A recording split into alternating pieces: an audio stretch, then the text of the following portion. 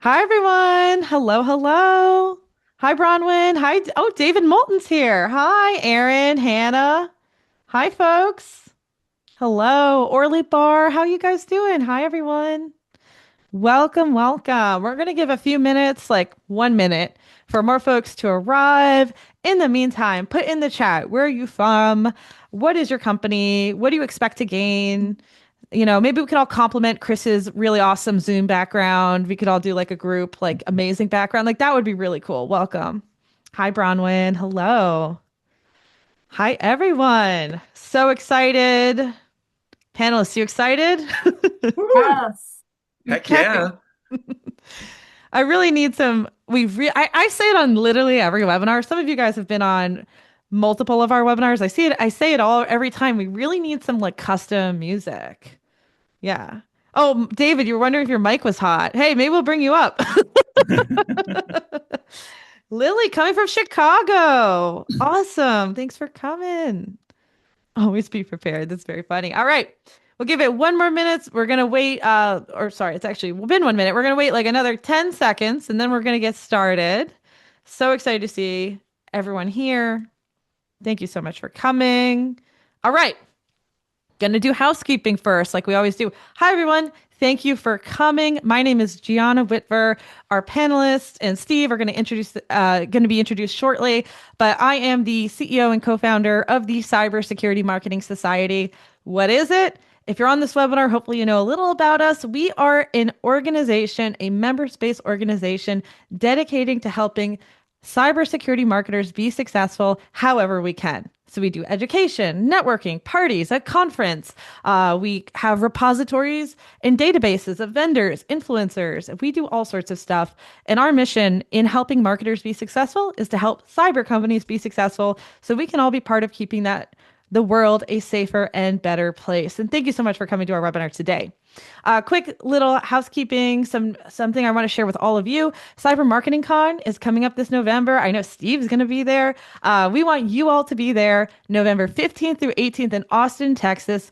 3.5 days. If you round up, it's four, all about marketing and go to market in the cybersecurity industry specifically. Some of you have been, if you've been to Cyber Marketing Con and want to say a nice note about it, put it in the chat. I'll put the link in later. And call for speakers is open. So you want to speak? You want to get on stage? Hey, panelists, hint, hint. We would love to see you on stage at Cyber Marketing Con. Submit and apply to speak by May 15th on our website. Hi from Vancouver. Hi, Amy Tom. All right, other things. So we're super excited for this webinar, which is all about content syndication and strategies to make it actually work. And we want to thank our amazing sponsor, CyberEdge Group. Steve is the founder and CEO of CyberEdge Group. We want to thank our wonderful panelists. Quick webinar housekeeping. Yes, this is recorded. Yes, you can put questions in the chat. We're going to have some stop points. We're going to have a stop point at the end for Q&A. And if there is a relevant question during the webinar, we'll try to wrap it into the conversation as well. We're going to have also prizes. Some of you saw the very generous prizes that are getting given away on this webinar. Thank you again, Steve and CyberEdge Group. One of them is a $10,000 value sponsorship for the Content Threat Defense Report that CyberEdge Group produces and will include 500 shared leads. And this is really, really, really exciting. So thank you so much, Steve. All right, so that's it for housekeeping. Make sure to keep your comments coming in. Put them in the chat or put them in the Q&A box at the bottom. And if we don't get to them, we'll be writing a blog post afterwards, answering all of your questions. So thank you so much. Passing it to you, Steve. Okay, great. Thanks so much for the warm welcome.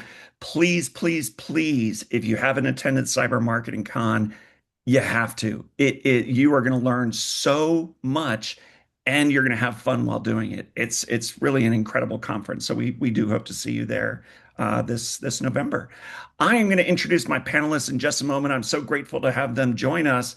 But I want to echo something that Gianna just mentioned. We are giving away 5 prizes at the end of the webinar. So please do stick around. We are just less than 2 weeks away from launching our 13th annual Cyber Threat Defense Report. I'm going to tell you a little bit more about that in just a few moments. But we rely on silver, gold, and platinum sponsors. And we are giving away, as Gianna mentioned, a $10,000 silver sponsorship package to one lucky winner, plus the $100 Amazon gift certificate for you personally.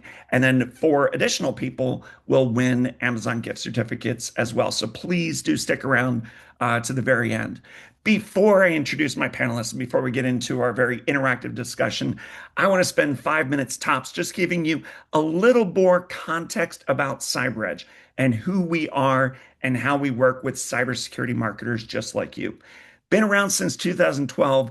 We are the largest marketing and research firm that is 100% dedicated to working with cybersecurity marketing teams. Most other providers out there serve all nooks and crannies of the IT universe. We are different. We're laser focused in security. If you haven't been to our cybersecurity news website, Security Buzz, please connect, securitybuzz.com. So we own Security Buzz. I'm the editor in chief, got a managing editor, four journalists, and all of the lead gen stuff that we do is co-branded as Security Buzz and our sponsor. We have over 300 clients. 80%, actually more than 80% of our business is repeat business. We're in the business of cultivating very happy customers. We've won dozens of awards over the years. We have the largest portfolio of services anywhere in the industry. And I'll give you a preview of that in just a moment.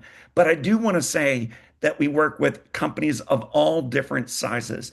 For those of you who are at RSA, and there's just an ocean of booths, right? More than 600 exhibitors at RSA this year. We worked with one out of every four of those exhibitors. Okay. So companies small, medium, and large. So don't just think that we're only applicable to larger customers. In terms of our portfolio, we have dozens of services across 5 different categories. Today, we're going to be talking about content syndication. Last year, we did a panel discussion about webinars specifically. If you missed that, you can go to cyberedgegroup.com and hover over company and select webinars and check out that replay. And I'll touch on webinars in just a moment. But we also are relevant for content creation. We ghostwrite 1.7 gazillion white papers. We have tons on our website and our portfolio, and everything in our portfolio is ungated. So white papers, ebooks, G-books, which are graphical ebooks. Custom research. We are a research house. We do annual research reports for SentinelOne and Proofpoint and Illumio and others. Of course, we have our cyber threat defense report, and we have an ROI report that we call our key economic impact report. We're a publisher under the brand CyberEdge Press. So I hope you don't call your customers dummies. Those 4 dummies books and ebooks are crazy expensive. Our definitive guides are comparable, but more cost effective, flexible, and much easier to produce. And we do custom cover books and ebooks. And finally, we are a temp agency. We provide staff augmentation services. So if you have a gap in your marketing team, maybe a colleague who went out on maternity leave or paternity leave, medical leave, or you're just trying to backfill someone, we provide fractional cybersecurity marketers for a minimum of 20 hours a week for a minimum of 3 months. Give you a little bit more context about our demand gen services. We are also different because we are global. Okay. So the first webinar we ever did was for Benelux. So we're super strong in Europe, APAC, and Latin America, and of course in North America. We're going to be talking about content syndication in this presentation. But what I want you to know is we have 4 different options, all email-based, no telemarketing, lowest CPL, the lowest cost per lead among major providers out there. And unlike some of our competitors, we're 100% business only email addresses. With webinars, we are crushing webinars. Q1, we grew, I think it was like 70% over Q1 of last year, mainly because of the growth with our webinar program. So again, lowest CPLs among major providers, and we're global. We use On24 as our webinar platform, so it's super reliable. 100% business-only email addresses, and we consistently hit the target and exceed the target by 10% or more before the date and time of your webinar. Some of our competitors fall short and give you webinar replay leads after the fact. We average 45% live attendance. We're the only provider in the industry that has a 30% live attendance guarantee. If you're looking for lower cost CPLs for your webinar, consider a multi-vendor webinar. So it's roughly half the cost of a single vendor webinar. You are sharing leads with typically 2 or 3 other sponsors, and these are US leads, but the CPL is very low. We have a fantastic schedule on our website. On the homepage, just scroll down and click on webinar schedule, or here's the URL. And then finally, as I mentioned up front, we have an annual cyber threat defense report. We're launching or announcing our 26th CDR on April 28th. And so every spring we announce it. It's based on a 27 question survey, and we have 1,200 respondents from 17 countries. They're all IT security professionals, 500 plus employees. This survey and the report is about getting into the heads of cybersecurity professionals to understand what's keeping them up at night, what is standing in the way of being successful, what best practices are you embracing, how are you responding to threats, and so on. We have silver, gold, and platinum sponsors every year for that. All right, so hopefully that 5-minute elevator pitch for a really long elevator gave you some more context about CyberEdge and who we are, how we work with cybersecurity marketers. Now I'd like to introduce our panelists who have been very generous with their time, and I know you're going to find their insights extremely helpful. Let's start out with Katie Daniel. So Katie is the Global Microsoft Alliance Marketing Manager with Blue Voyant, where she leads high-impact programs that bring the Blue Voyant Microsoft partnership to life. She specializes in partner marketing and digital engagement, creating integrated campaigns that drive customer engagement, strengthen partner alignment, and demonstrate the value of joint Microsoft security solutions. Outside of work, Katie loves to travel and bake. Next, Chris Mitchell. Chris is a senior marketing campaigns manager at Google, specifically Google Cloud, supporting the cybersecurity business unit. Chris has a strong background in demand generation with a track record of success implementing and scaling digital programs across nurture, webinars, advertising, and more. Chris is passionate about solving complex marketing and sales challenges with innovative solutions. In his free time, Chris enjoys staying active by golfing, cycling, and leading his corporate co-ed softball team to victory. So, welcome, Chris. And then finally, Christina Kazel. Christina is a senior manager of e-commerce and B2C marketing at ISC2, where she leads demand generation for the world's leading cybersecurity certification organization.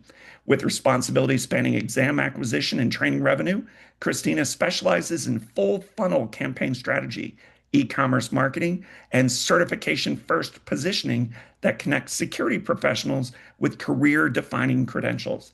Outside of work, Christina enjoys traveling with her daughter for competitive cheer and rooting her boys on from the sidelines at Little League baseball and flag football games. So, Katie, Chris, Christina, thank you so much and welcome. And for those of you in the audience, please ask questions. We are going to save time at the end for your Q&A. The more questions you ask, the happier we're going to be. If we run out of time and we can't get to your questions, then we'll answer them offline. Now, we have 8 different panel questions. 3 of the 8 are also instant poll questions. So you should hopefully just have a pop up on your screen. And the first question out of the gate is, does your organization work with content syndication vendors? So yes, no, or unsure. So we're going to start with our panelists. So we are going to start with Chris. Chris, tell me, have you worked with content syndication vendors in the past? And in general, what has your experience been? Yes, we run a lot of different content syndication programs with several different marketing vendors that offer content syndication programs.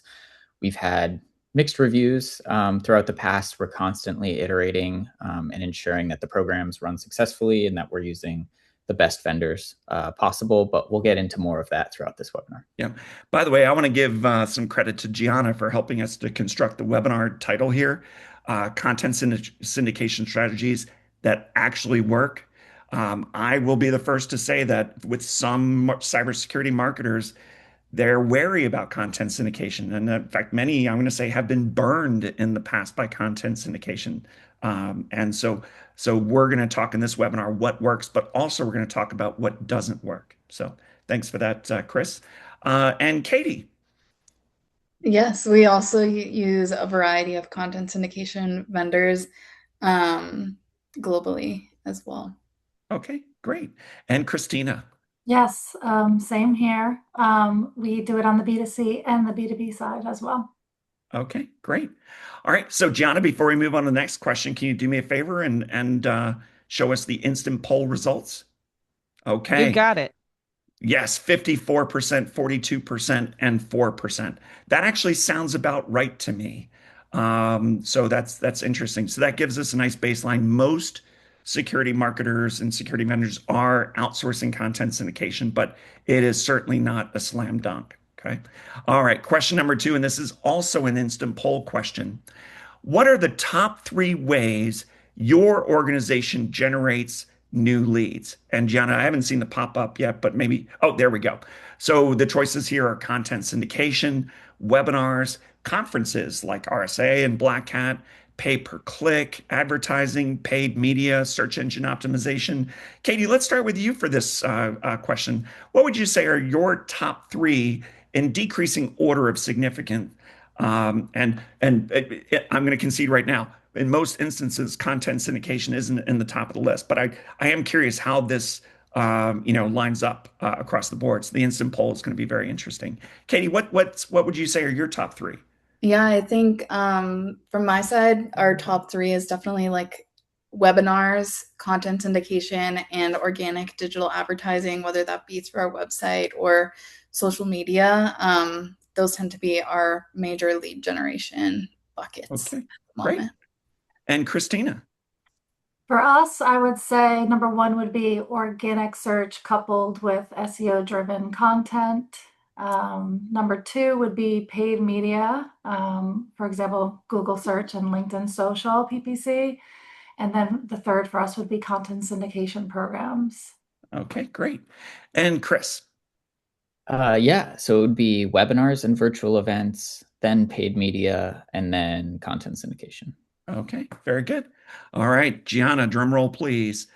Okay, let's see. So I'm going to look at this in by percentage here. Conferences number one, webinars number two, and content syndication number three. And oh no, actually we have search engine optimization number three at 50%, content syndication number four. So that is very telling. But today about 35% said content syndication. So that's very interesting. Typically, and when we asked this question last year when it was webinars, I think content syndication was in third place. So somewhere around third or fourth. Clearly not the number one source. Webinars we're seeing in popularity, and we did a presentation last year on webinars. But I think content syndication often makes the top three. So, all right, question number three. What type of content do you find works best as call to action for content syndication campaigns? Christina, we're going to start with you. I would say assets that deliver immediate practical value and meet the audience where they are in their thinking. So for like security professionals, that means things like career roadmaps or industry research, assessment tools that help them self-identify where they're at in their journey. Steve, your cyber threat defense report is a really great example of a content piece that we utilize. It's not a sales piece, it's genuinely useful market research that our members and candidates utilize. So, the more that your content answers a question your audience is already asking, the better your lead quality will be downstream. Great, fantastic. Chris. Yeah, I agree with pretty much everything Christina says. I think the content should be dependent entirely on who your target audience is. So if you're going after practitioners, offering that practical content all the way up through decision makers and executives. And similarly, in general, I would stick with thought leadership and sort of industry leadership content. I would not syndicate a data sheet, for example. Yeah. Right, right. Yeah. And I do want to share some thoughts, but and you're exactly right. And I'm really, really glad you said that. I'm going to come back to it in just a moment. Katie, how about you? Yeah, I agree with everyone else. I think the answer kind of like starts with really knowing your audience. For Point, I think we approach it with leading with generosity when it comes to the content we put out. So providing something that they can use right now that will make an impact to not only give the positive brand experience, because in content syndication, a lot of the time this is the first experience with your brand. So just making sure that that brand experience is good with that first piece of content that they download is really important to us. Yeah, good. I want to chime in on a couple of things that you guys have said. First is, short form content is not ideal. I think a litmus test is if the content is gated on your website, if there's a registration form, then it's probably a good candidate for content syndication. Typically, for us with our customers, it's the big three. The big three are white papers, ebooks, and research reports. Webinar replays can also be a good content asset to generate leads. So if it's gated, then it's probably a good candidate. Something Christina said about promoting the cyber threat defense report, I entirely agree with her that promoting third-party reports is great, with the caveat that it's a one-touch lead. Okay. And we're going to talk about one touch and multi touch a little bit later in this presentation. But one of the reasons why content syndication sometimes gets a bad name is there are vendors out there that overpromise and underdeliver. They say, "Oh, we're going to generate one-touch leads for you," but we're different. Our one-touch leads, they're decision makers. They're going to be hot. These are what you want to send to your SDRs. And then you send them to your SDRs and they're like, ugh, they don't even remember downloading the content. So one-touch leads really should be for top of funnel leads where you want to nurture them. So if you're interested in top of funnel leads where you're going to take over from there, then I think a third-party report like CyberEdge's CDR, the Cyber Threat Defense Report, I think that's fantastic. But especially for multi-touch campaigns, which you're with your intention of providing leads to SDRs and BDRs, I do want to encourage you to use company branded content because then they are more likely to remember the name of the company where they downloaded it from. So fewer times. There will always be people out there that will lie and say, "Oh, I don't remember downloading anything from your company." But there also will be people that just genuinely don't remember. So if you use company branded content as content assets, especially for multi-touch campaigns, then they're more likely to remember your brand. So, Steve, all I right. popped up Yeah. because there is a question, I think somewhat related. Let me know if you're going to Awesome. answer this later. Yeah. People want to know, if they have a lot of YouTube videos, a lot of videos of past webinars, right? I think all of us eventually end up with a huge collection of like hoarded like video content. How how can that be packaged up for content syndications programs? That was a question we got. Yeah, it's a webinar replay lead. It can be part of a one-touch lead. It can be part of it can be part of a one-touch campaign or a multi-touch campaign. It can also be part of a simu-live webinar. Okay, so about this webinar is not about webinars. We're talking about content syndication, but just to digress for 20 seconds, about 85% of our clients prefer simu-live. Okay, that means that the presentation is pre-recorded, but it's broadcast at a certain date and time. So it's simulated live. Webinar replays like that can be great for simu-live webinars, and they can be great for single touch and multi-touch campaigns. So great question. Yeah. And Gianna, thanks for stepping in. If any questions like that, that are on the topic, that's awesome. Yeah. Okay, awesome. Let's move on to question number 4. So panelists, do you focus more heavily on single touch, multi-touch, or BANT leads in your content syndication program? And for everyone's benefit, BANT, is a term we use to uncover the budget, authority, need, and timeline of the leads. Okay. Chris, I'm going to start with you. Start with you here for this question. Do you focus more heavily on single touch, multi-touch, or BANT leads, and why? So we do a pretty healthy mix of all three. I think when it comes to trying to generate and grow your database and increase brand awareness, the single touch and multi-touch are very effective. And to kind of continue what Steve was saying, like those leads should literally never go to the SDR team. They should always go into your marketing nurture program, which we'll talk about more later. And then, for further down the funnel, we do BANT leads as well. And that's really the only time that our content syndication leads MQL and get routed to the SDR team. But we do a lot of enablement with the SDR team. We make sure that they're aware of the program, what content is being promoted as part of that program, where the leads are coming from, and basically giving them as much information as possible, as well as that BANT information that comes with the program. So that way they can do like a higher touch, more engaged level of follow-up. So that way it's a better experience for the SDRs and for the leads. But otherwise, like I said, everything else goes into our marketing nurture system. Love it. Love it. Katie, what say you? Yeah, I think we have in the past done a lot of single touch campaigns, and more recently, we're more focused on the multi touch or the double touch campaigns. And I think that's just because we've gotten a little bit better at targeting. So if we can make sure that those double touch are hitting the right people at the right time, it's just a better lead for us. Like Chris was saying, how we can hand it over to the BDRs, SDRs, or whoever it is in your company. But just making sure you're hitting the right people. And if they're willing to come back for that second touch, it's definitely a better lead than those single touch ones. Great. And Christina? I'm pretty much going to mirror what Katie just said.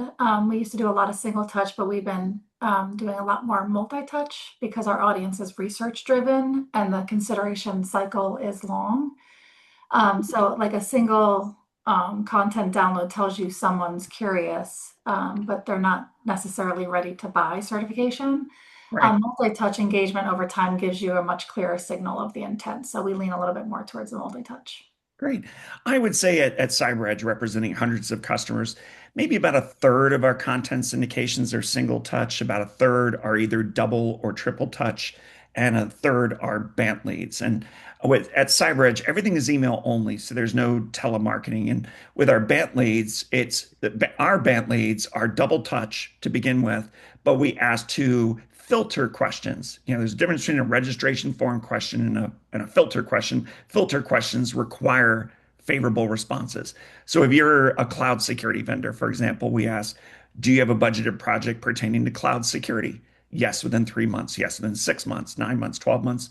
No, not at this time. So we would guarantee a favorable response. Yes, they have a budgeted project. And then the second question we ask is, select the options that best describe your role as it pertains to selecting cloud security vendors, whatever your category is. I define our requirements. I create a short list of vendors. I participate in proof of concepts. I select the winning vendor or none of the above.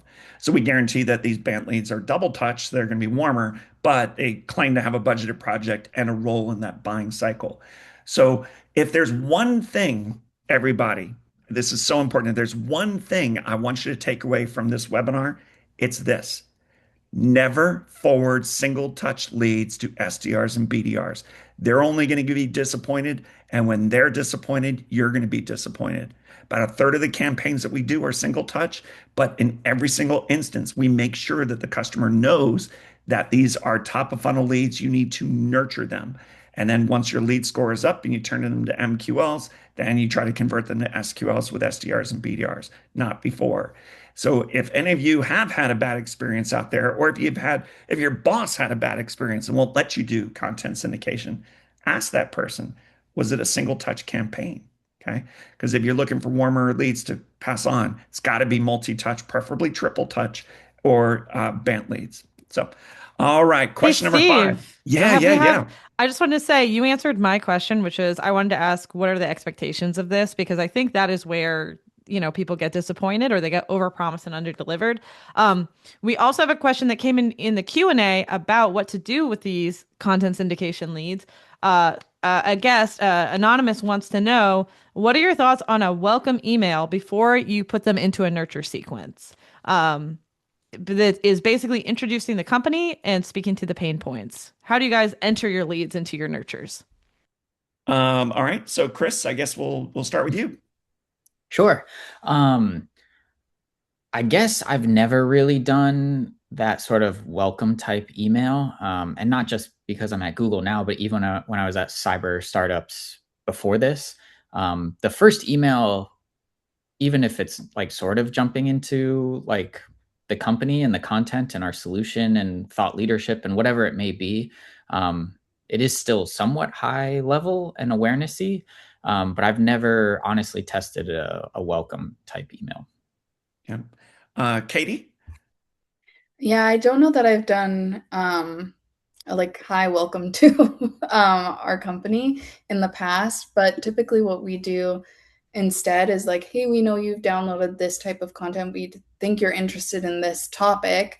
Here's like three other things that we think that might be valuable for you, and use that as an intro versus just like a hi, how are you type of situation. Great. And Christina? Yeah, I mean, once a lead comes in, they're entered into like our sequence journey, which is really just it starts with the content that they like downloaded, like something that relates back to that in a way to kind of catch their attention. And then we just kind of progressively introduce them to like product specific messaging, maybe tie something back from what we pulled from like the cyber threat defense report, a specific research topic, and tied it back to like certification in some way, and then get them interested in that way. And then once they start downloading or clicking on items that are certification specific, that's when they get moved into like a different journey where we're talking more about certification. So yeah, I wouldn't say necessarily like a welcome email, but I would take a piece of content that is relevant for the audience and tie it back in your first email. Okay, great. And that sounds perfectly like a sound approach to me. So that's perfect. Great. Thanks, Gianna, for passing along that question. And if you could do me a favor and pop up our last instant poll question. We're going to talk about ABM in this question. Does your organization have an account-based marketing program? So the choices are yes, no, not yet, but coming soon, or no. Okay. So for question number 5, Katie, we're going to start with you. Yes, we do have an ABM team. And I think what's really important when it comes to like content syndication is just making sure they're kind of a part of that journey. Again, we're not going to be sending these leads directly to our ABM team most of the time. It kind of really depends on your audience, but just making sure that they're kind of involved in the process is, I think, most important. Okay, great. And Christina. My focus is on like the B2C side, where my colleague focuses on the B2B side and she uses ABM. But with the B2C side, we market directly to individuals. And there's kind of like an interesting overlap because even with B2C, we think about like audience segmentation in ways that borrow from ABM logic, particularly like when we're targeting specific sectors within like the DoD or practitioners at different stages within their career. So we borrow the logic of the B2C side. Okay, great. And Chris. Yes, we run ABM programs. However, that sits within like the field marketing team. So I'm not directly running ABM programs that are sort of like one to few or one to one. But I will say I do use target account lists in our content syndication programs. So like kind of like ABM at scale. But when we run our content syndication programs, we usually do a blend of some of it is target account list focused, some of it is like intent data focused, and then some of it is just our sort of general filters, like it has to be an enterprise, it has to be in this industry, it has to be so on and so forth. So that way we're kind of getting a healthy mix of leads coming in. Yeah, great. All right. So, Gianna, we're 3 for 3 here. This is a little surprising to me. A little bit less than half. I was expecting more like 60, 65%. But 48% said yes. This is comforting. 26% said coming soon. 26% no. So 3 out of 4 security vendors, I would say, either have an ABM program or it's in the works. I will tell you about a third of our webinars and about a third of our content syndication campaigns are ABM. Just a few tips for you. If you ever want to work with an outside firm like CyberEdge for a webinar, for content syndication, and you want it to align with your target account list, first, we recommend having at least 1,000 companies in your target account list. And the reason why we ask for 1,000 companies is our default is a maximum of 3 leads per account. Okay. Our competitors are typically a maximum of 5, or some don't even have a maximum at all. We try to stick with a maximum of 3. If it's fewer than 1,000, then we may have to relax that to maybe a max of 4 or max of 5. But having at least 1,000 is healthy. The other thing I want to mention is it is super important. Please remember this, that your TAL, your target account list, have a column in it for domain names. Okay. Real world story. This happened about 6 months ago. One of our customers had on their target account list Children's Hospital. Okay. We have 50 US states and the District of Columbia. I'm guessing there's probably 51 children's hospitals, all different in the United States of America, maybe more. Which one are you talking about? And there's lots of companies that have acronyms or simple names. So by including a column in your target account list for the domain name, it makes sure that your partner is giving you leads from the exact companies that you're trying to generate leads from. So just a little tip for you. Okay. All right. Moving on. Question number 6. Do you route content syndication leads to your SDRs, BDRs, or do you nurture them first? So we started to talk about this a little bit, but let's dive in just a little bit deeper. Christina, we'll start with you. We always nurture first. Syndication leads are typically like earlier funnel. So someone engaged with the content because a topic like resonated, but that doesn't mean that they're ready to like sit down and register for the CISSP exam and take it. So we bring them into like the email nurture sequences, deliver additional value, and let engagement signal and guide the journey. Great. And Chris? So yeah, as I mentioned, outside of the BANT leads, everything goes through our marketing nurture program first. That marketing nurture program is predominantly emails, but that starts with awareness content and then works through like use case content down to like our sort of product information. And we try to do a good job of ensuring that the people entering our nurture program are getting the content that's most relevant to them based on like what their persona is, whether they're a practitioner, decision maker, executive, based on what industry they're coming from, based on the topic of the content that they downloaded via syndication. So whether that's threat intelligence, security operations, cloud security, what have you. So we have a pretty robust program there. And then another component beyond email is we also try and take that lead information and also put it in our paid media programs so that they get advertising, retargeting, things of that nature as well. Nice. Love that. Very creative. Yeah, that's fantastic. Okay, great. But again, the big takeaway here is aside from BANT leads or with some of our customers, triple touch, possibly double touch, but at bare bones minimum multi-touch, those are the leads you want to share with your SDRs and BDRs, not one-touch leads. All Hey, right, Steve, we question. have some. Yeah, The metrics question will be. I can't wait to hear about that. But we have a few questions that kind of hit on what we're talking about here. yeah. Um, Ashley wants to know, do you target only prospect accounts or accounts that have zero ops in your current system of record? So, for example, is this all net new that you're going after with your content syndication programs? Or are you trying to do more like cross-sell, upsell? So maybe panelists have. I'm going to chime in first, but then I definitely want our panelists to chime in. I just with CyberEdge, we always give our customers the option to provide a suppression list. Your suppression list can be a list of companies that you don't want leads from, whether they're existing clients, prospects, competitors, whatever it is, or you can actually do individual people. Okay, maybe you are prospecting a company, but you already have some people in the database. You can do a suppression list of people as well. So those options are available. Chris, how about you? Do you when you're outsourcing with content syndication partner, do you try to suppress any companies or contacts? Yes, we typically always suppress, like you said, customers, analyst firms, competitors, education, like schools, things of that nature.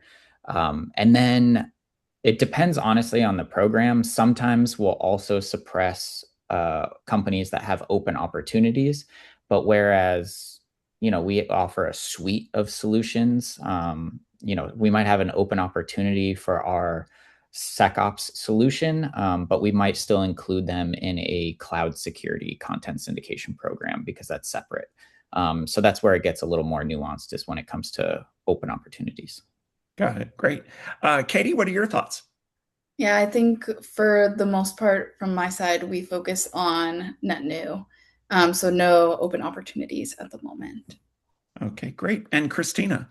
Yeah, same. I mean, we suppress existing customers, but it really just depends on the program, and the volume that we're willing to take, from a specific organization. Yeah. And this question also, I think, is it's worth me saying in response, Gianna, is that at CyberEdge, we are not looking to replace your internal email campaigns. We're not looking to replace your internal webinars. When you work with a partner like CyberEdge, you're looking, as a strong rule of thumb, you're looking for net new contacts at net new logos. Okay. And so by providing a suppression list for webinars or suppression list for content syndication, that also helps to achieve that objective. Gianna, was there another question on this topic? There is. I think Chris mentioned retargeting. Does anyone else do other things to surround sound or other tactics besides just email for what you're doing with your content syndication leads for All right. nurture?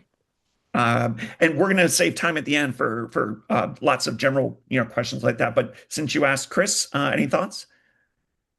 Oh, kind of what I touched on. In addition to email, we include them in paid media, so display advertising and retargeting.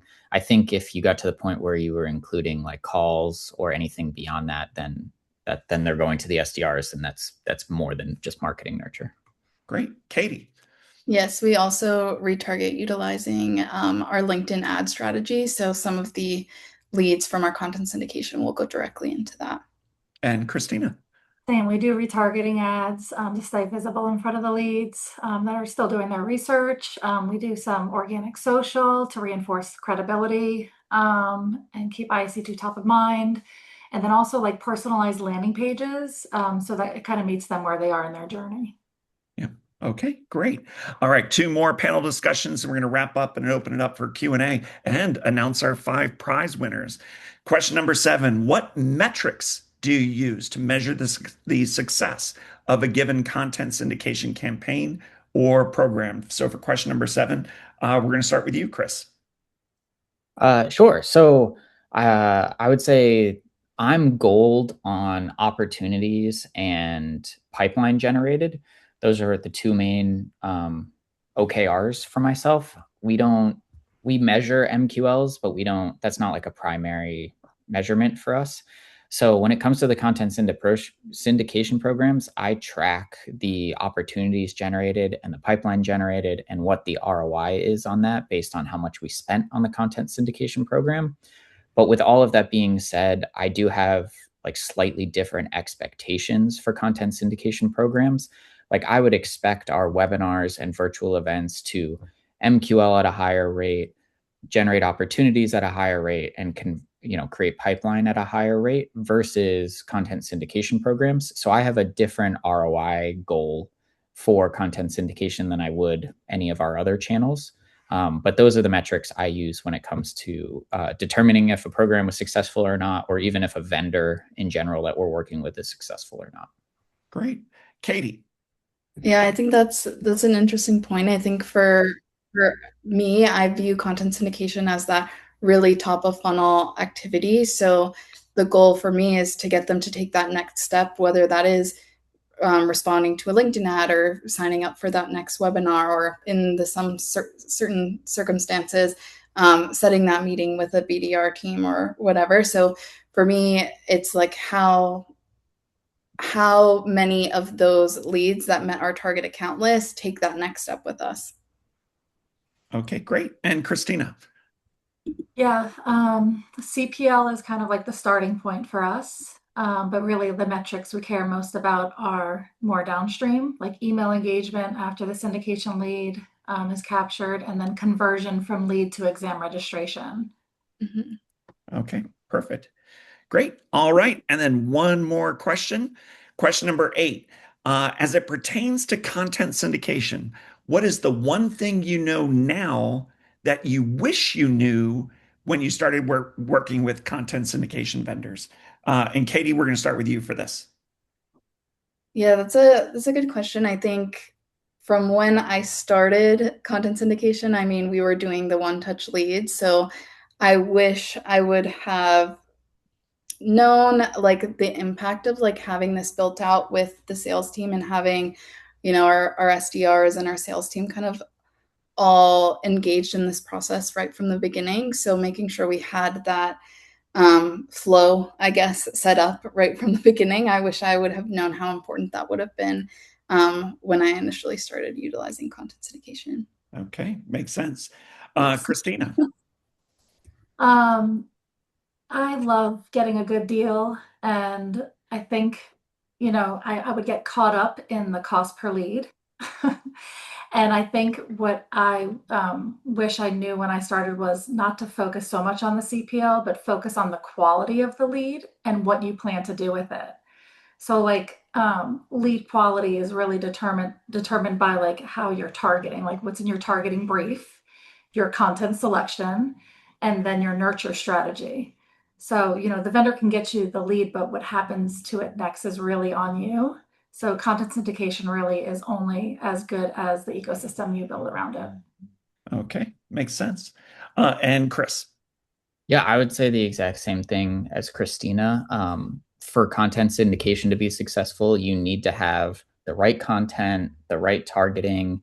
You need to have the right marketing nurture in place. You need to enable your SDRs. Like in a vacuum, content syndication won't work unless, like she said, you have that ecosystem in place to support it. Okay, fantastic. All right, so before we open it up to Q&A, just a couple of closing thoughts, and of course, I'm going to announce our 5 prize winners. We have an offer to all of you. If you would like to take CyberEdge for a test drive for your first content syndication campaign, we provide 10% bonus leads.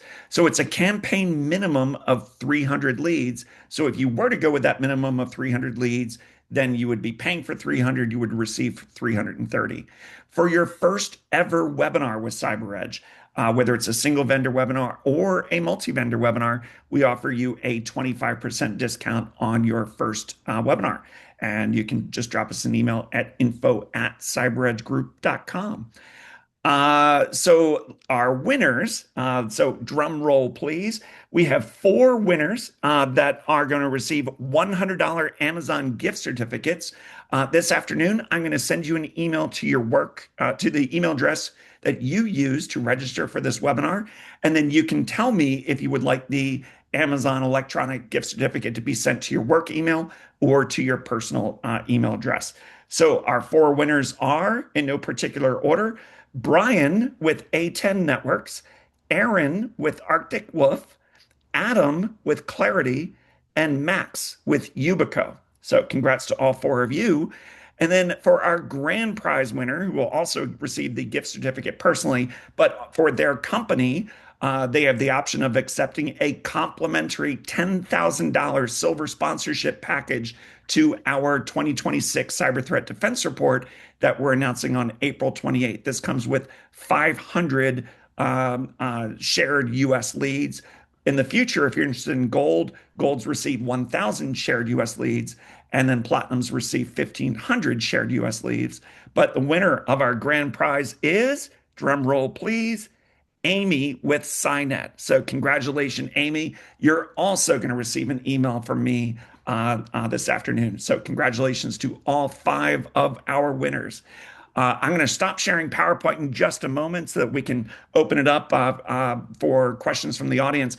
But just a few things, please do go to our website, cyberedgegroup.com. We have at least 10 times more items, work samples in our portfolio than any other provider out there. Everything is ungated, no forms to fill out. We even have 3 sample single vendor webinars and 3 sample multi-vendor webinars, the replays you can just click on and start watching.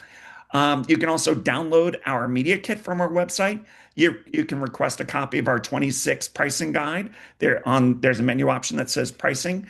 Or if you're ready to learn more, where we want to talk about your specific challenges, just click that request a consultation button, and one of our sales directors will reach out to you to schedule a short Zoom call with me participating so we can talk about your specific needs. So with that, I'm going to stop sharing PowerPoint.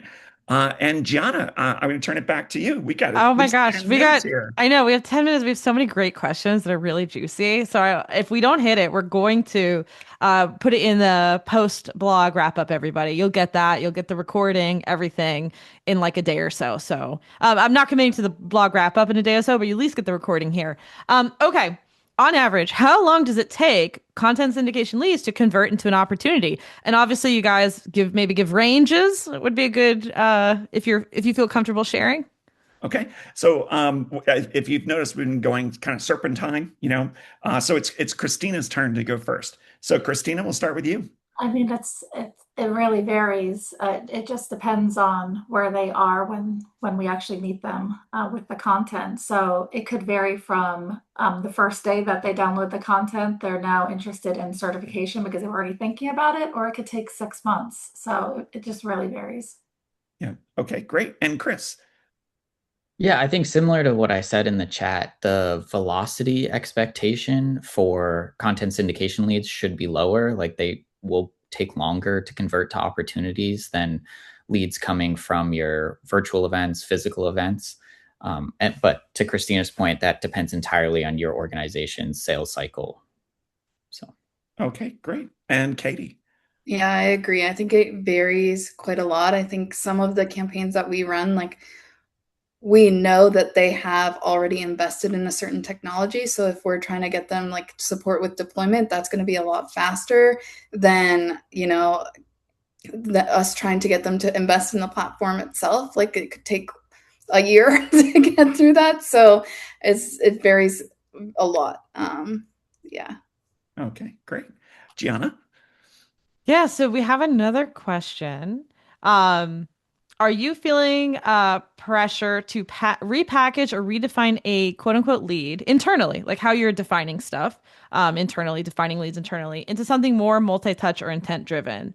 I think this, I think Lisa might have commented this, but basically, are you changing how you are internally defining leads, MQLs, etc., in the context of what you're getting from a content syndication program? Does that make sense? I think so. And there are some marketers out there where they are like, we don't even use the term MQL. That's MQLs are dead. I don't know. It just varies. Everyone's different. Chris, we'll start with you for this. Sure. I think we still use like, I guess, standard definitions in terms of leads, MQLs, qualified opportunities, and pipeline. I think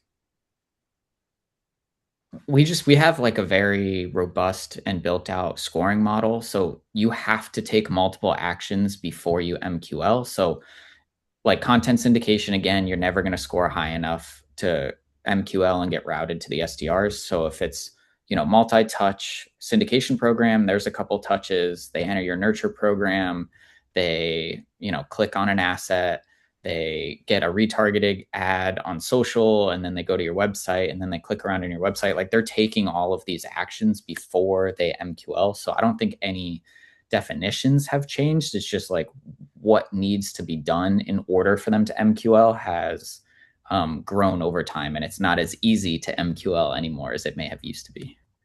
Okay, great. Katie. Yeah, I would agree with Chris 100% on that. I think the lead scoring is a conversation that's constantly happening on our team of like, what does a download pieces of content score versus like attending an actual webinar? Like it varies greatly. And that's, again, a conversation we're constantly having about what does it mean to be an MQL? Yeah, I think it's hard. I agree that content syndication is rarely going to be the one and done to be an MQL right now. Yeah, great. Regardless of what the vendor says. Yeah. And Christina. We are actually just in the beginning phases of relooking at the way leads flow through the funnel. So yes, we are making changes there. Okay, great. All right, Gianna, I think we still have a few more minutes. Yeah, there was a question about what data do you guys or there was a question that was in like when people were registering. Um, what sort of data or metrics have you guys seen if you have implemented a change in your content syndication program, like for the better? Like, is there something you've done that's measurably improved what the results are of a content syndication program? And we don't have to beat a dead horse, but if there's anything else that you guys have done that you've seen great experiences with, like uh, audience wants to know.